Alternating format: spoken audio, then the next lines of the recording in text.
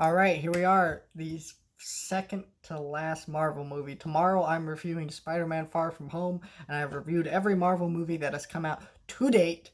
Of course, there are always gonna be more. So no other good movies can be made and released in theaters except for Disney, Marvel, and Star Wars movies.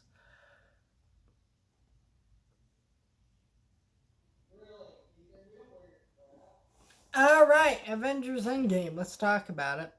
Um, I do not like this movie. I think it's quite bad in a lot of areas. Here's the thing. I think this movie is fun. I think the parts people like about this movie, Iron Man's death, the final battle, are great. The rest of the movie, which by the way is the whole other 2 hours to this movie, sorry, 2 hours and a half to this movie, um, because it's like a 3 hour movie pretty much, um, are terrible. And like, sure, they did some decent scenes in between those terrible parts. But again, what I hate about this movie is it's one of those movies that you can tell people who watch it remember the ending because it's so great that they forget about the rest of the movie. Think about it. Have you ever talked to a person about this movie who didn't go, man, that ending, that final bite, that final fight, Iron Man's death? Have you ever talked to a person that didn't talk about those? I'm just saying. Some people say, well, this movie was such a big deal. It wrapped up so many characters. I would say no, it didn't wrap up any of these characters except for Iron Man and Captain America. And those characters were wrapped up within this movie. And I think they were wrapped up well. I think Captain America could have been done a little bit better. I don't think it was completely well set up that he just wanted to retire. Like, he's always a character who believed he could keep fighting. It wasn't well set up. I was decently well set up in this movie. Could have been set up a little bit better, but either way, it was fine the way it was told. But did it wrap up Hulk? No, because the Hulk is awful in this movie. First of all, he has the cringiest moments. He dabs in a movie that's set in the year 2025.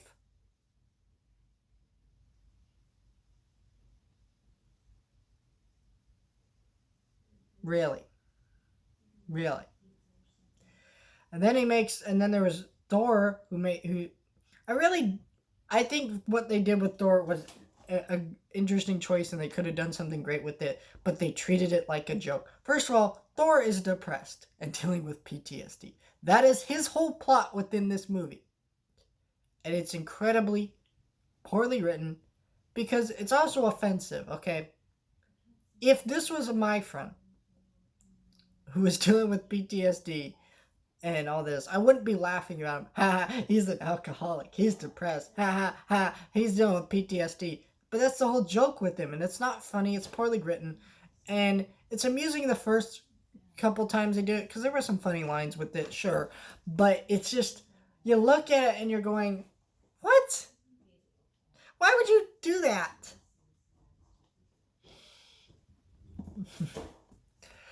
And I just don't like what they did with Thor. I don't like what they did with a lot of the characters in this movie. And those are the real characters they got spotlights on. I think that's the problem. Is that with this movie is just it's just those things, and then there's the other problem which is the time travel. First of all, I hated the marketing for this movie, and I think the marketing really sours me on this whole. Why? Because when you watch the marketing for this movie, they pretend like this movie's such a big secret, like everything in it's so unpredictable. But everything's so predictable. Like we know everything that's gonna happen. We knew all the characters that were gonna die. I think most people predicted it.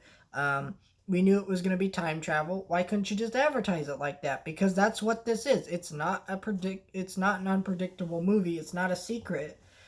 And so it's a big issue because now when I watch it, I was sitting there expecting something unexpected when it's not. It's very safe, bland, and not that interesting. Like I expected time travel.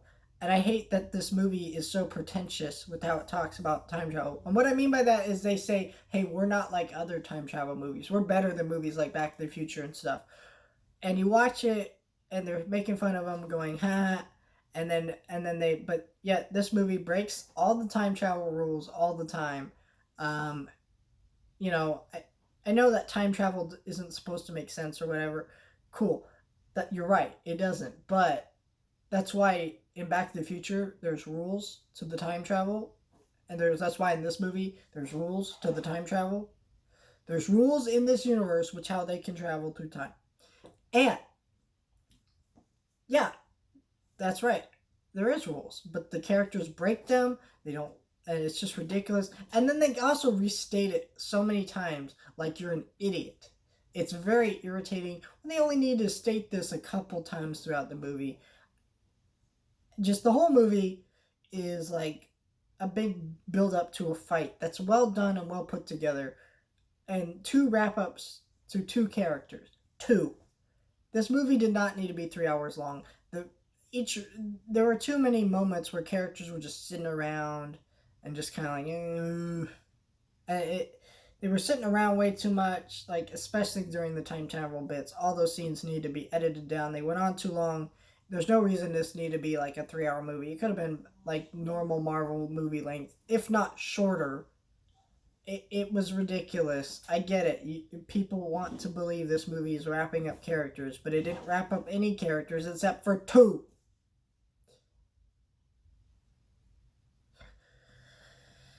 Yeah, just what a mess of a movie at times. But I think they're still good in this movie. I don't want to play it off like it's all bad. It's not a terrible movie. I just think it's like all the other Marvel movies. But people are holding it up as if it's even better than those, as if it's one of the greatest films ever made or something. It's not. It's It's a very safe, boring, bland Marvel movie. It's not even one of the best ones. I think it's one of the weakest.